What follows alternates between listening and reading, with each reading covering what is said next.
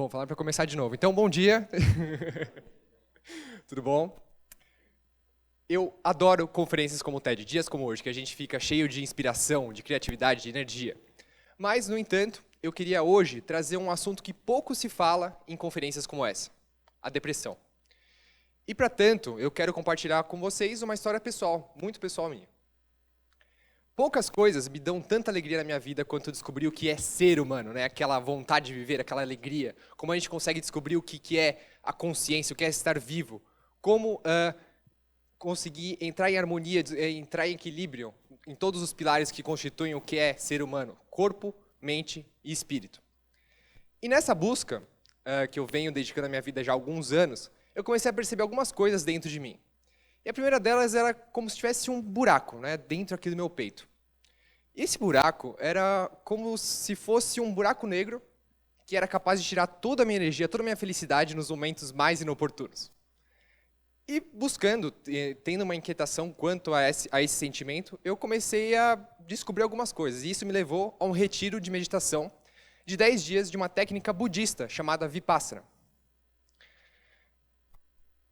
E o que acontece, né? Eu, antes de ir para esse retiro, eu era um cara que não tinha muitas certezas na minha vida. Mas eu tinha algumas, né? Algumas certezas que basicamente faziam eu ser eu.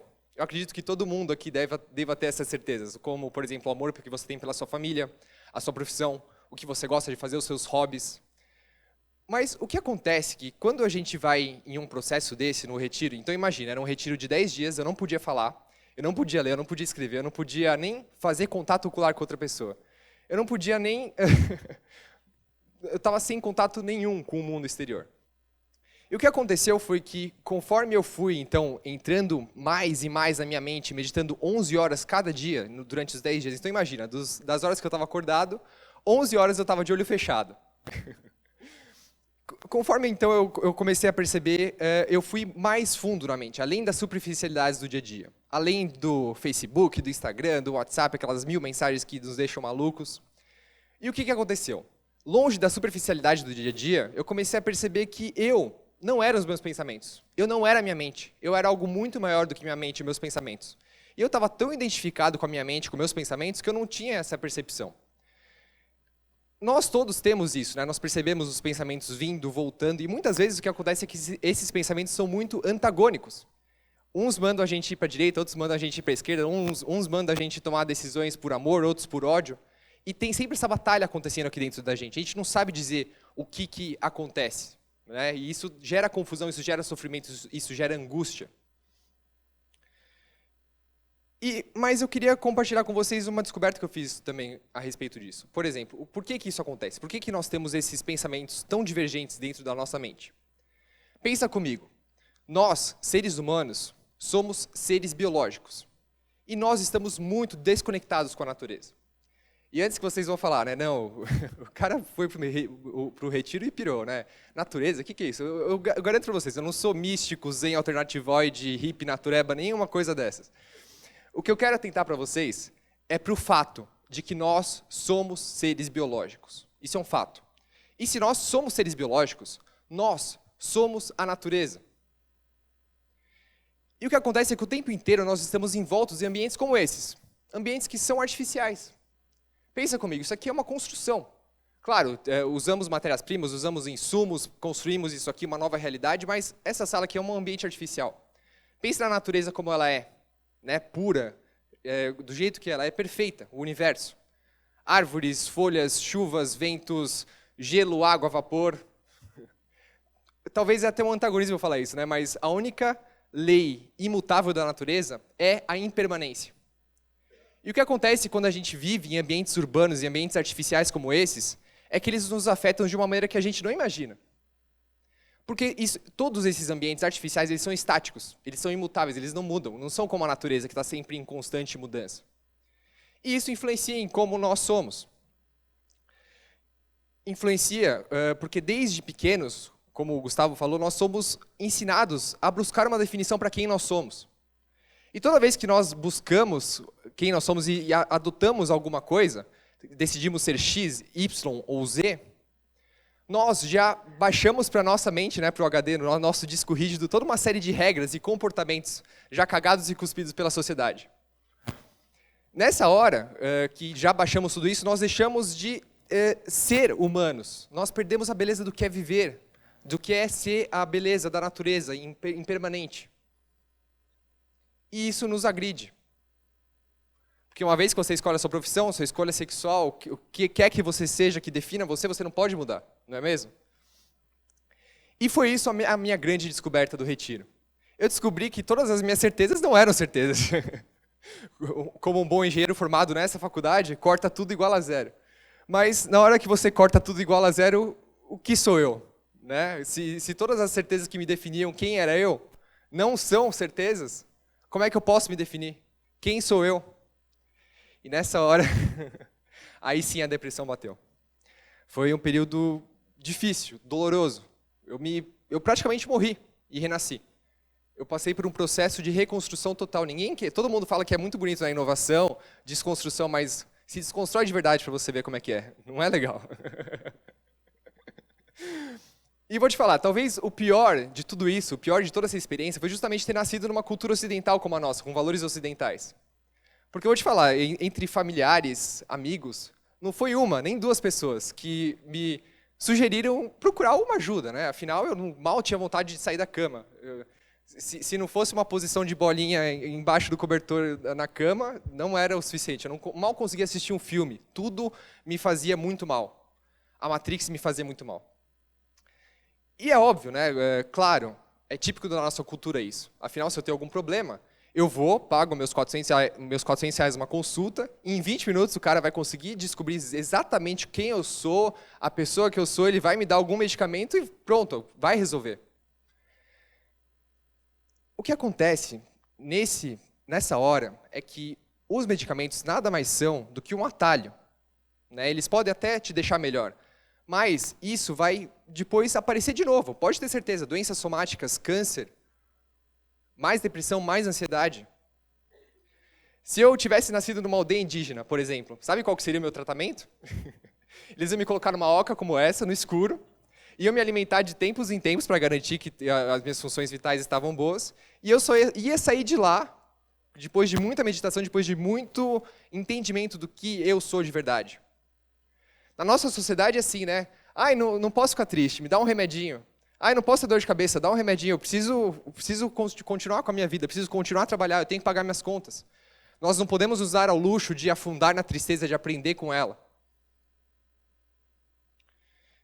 E isso, como eu falei, vem dos nossos valores ocidentais. Nós confundimos conforto com felicidade. Nós estamos na ilusão de que conforto, quentinho da cama é a felicidade. Facilidade e felicidade são palavras muito parecidas, mas elas não são iguais. Pense nisso, né?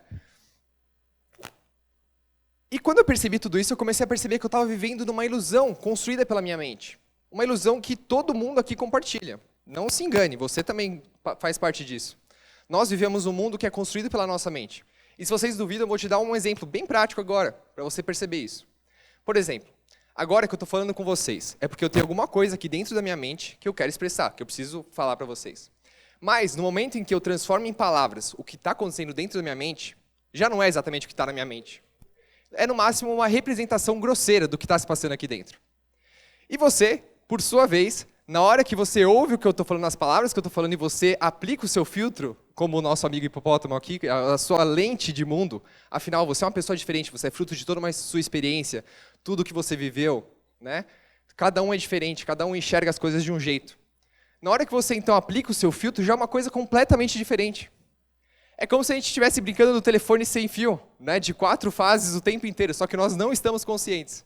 Quem sabe agora você esteja um pouquinho. Mais um exemplo de que vivemos numa ilusão, por exemplo.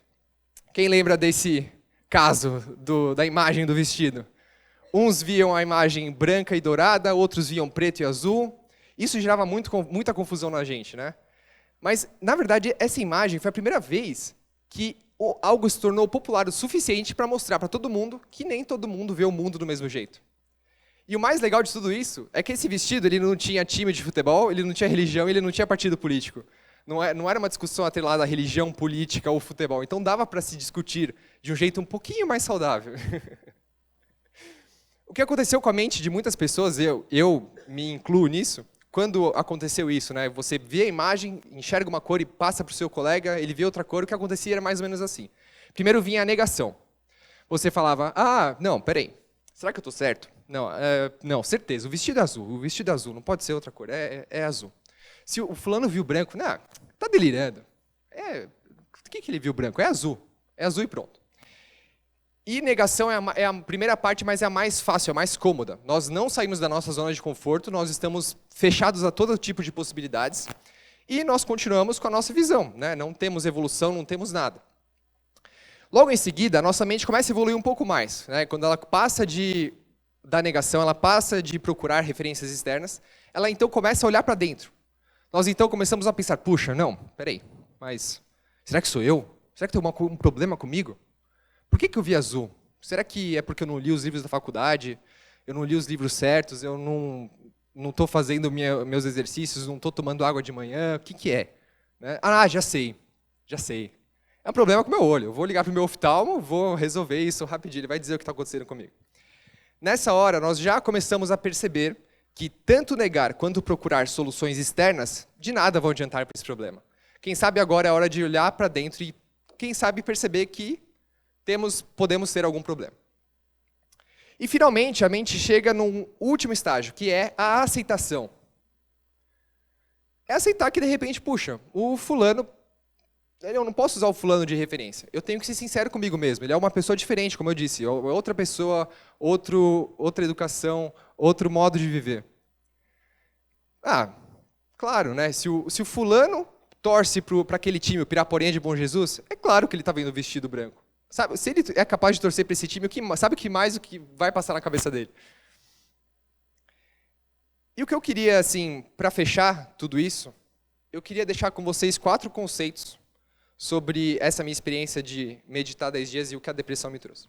O primeiro deles era frisar para vocês, de uma vez por todas, que conforto não é felicidade. Lembrem-se, facilidade não é felicidade. Desde que eu voltei, que eu passei por essa experiência, eu tenho feito o meu possível para tentar mostrar para as pessoas e despertar elas da ilusão do conforto. A segunda coisa que eu queria falar para vocês é sobre espiritualidade. Espiritualidade, espírito, parte espiritual é uma coisa que já deixa as pessoas meio estranhas, né? Elas ficam meio arredias, elas fogem, elas já negam, ficam meio estranhas. É como se eu tivesse falado que eu vejo o vestido azul e a pessoa viu o vestido branco. Todo mundo fica meio estranho. Mas por que isso, né? Espiritualidade, gente, nada mais é do que autoconhecimento. Só isso. Talvez eu falando hoje não te convença a comprar todos os livros do Deepak Chopra, do Eckhart Tolle, não te convença a se inscrever no workshop de meditação, não, nada disso. Talvez não esteja na hora, talvez você tenha que passar por uma experiência como eu passei para começar a cultivar esse lado espiritual, seja o que espiritual for para você. Mas, do mesmo jeito que eu peço, assim, eu não estou pedindo para você comprar o que eu estou falando, não estou pedindo para você ir buscar isso. Não, muito pelo contrário. Eu quero que você desconfie de verdade. Não compre o que eu estou falando, desconfie. Mas, da mesma maneira que eu peço para você desconfiar de tudo isso que eu falei, né, de ilusão, do retiro, de tudo isso, eu peço que você desconfie de todo o resto. Desconfie. Não acredite que você comprando uma nova casa ou um novo carro vai te fazer mais feliz. Não acredite que um trabalho que você vai conseguir R$1 milhão em um ano vai te fazer mais feliz. Não acredite. Acredite em você, acredite nos seus sentimentos, acredite no amor. Sente-se em silêncio, comece a perceber mais quem é você. Não acredite que toda vez que você estiver entediado, você tirar o seu celular e ficar rolando no Facebook e nas redes sociais vai te fazer melhor. Não acredite. Também não acredite que trabalhar 12 horas por dia vai te fazer melhor. Não acredite. A terceira coisa é que não existe alegria sem tristeza profunda. Como eu disse antes, a nossa sociedade de valores ocidentais parece não estar disposta a pagar o preço da tristeza. Ninguém quer ficar triste, né? Eu estou triste, dá um remedinho aqui.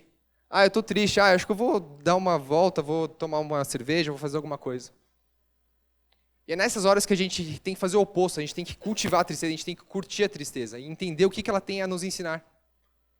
Eu garanto para vocês que no meu último mês, em tristeza profunda, eu aprendi mais sobre mim mesmo do que no último ano inteiro. A tristeza ela é muito mais poderosa do que nós imaginamos. E a vida é assim. Isso aqui é o gráfico da nossa vida. Ela é zona de conforto, é tristeza, é altos e baixos, picos e vales. Alegrias e tristezas o tempo inteiro. Cultive a tristeza, ela é mais poderosa do que você imagina. Se você precisar de mais alguma coisa para ilustrar isso, o filme da Pixar, Divertidamente, é fantástico, né? Ele mostra isso como ninguém. Eles fizeram um trabalho incrível. E a quarta coisa é que, assim como nós temos já baixamos uma série de regras e comportamentos sobre a palavra espiritualidade, nós também fazemos isso com meditação. Eu vou meditar, vou ficar calmo, vou ficar zen, vou ficar tranquilo. Gente, não é nada disso.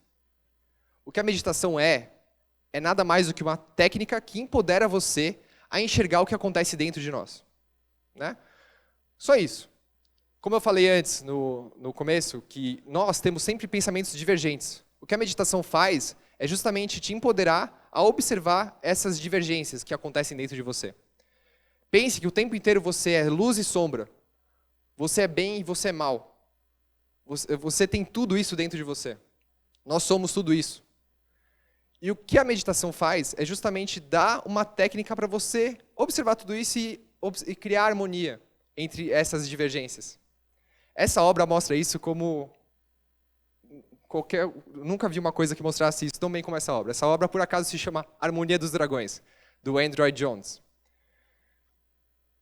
Então, quem sabe está na hora de você começar a harmonizar os dragões internos. E com isso, pouco a pouco, com esse entendimento, com essa observação da harmonização dentro de você, o buraco no peito, né, que eu falei para vocês no começo da palestra, vai aos poucos se transformando na força maior que existe, né, a maior força que nós, seres humanos, talvez conseguimos sentir, presenciar, viver. A força que nos diferencia de qualquer outro conjunto de átomos e moléculas que existem por aí. O amor. Então, senhoras e senhores, meninos e meninas, se tem alguma coisa que eu quero que vocês fiquem hoje, escutem o seu coração. Muito obrigado.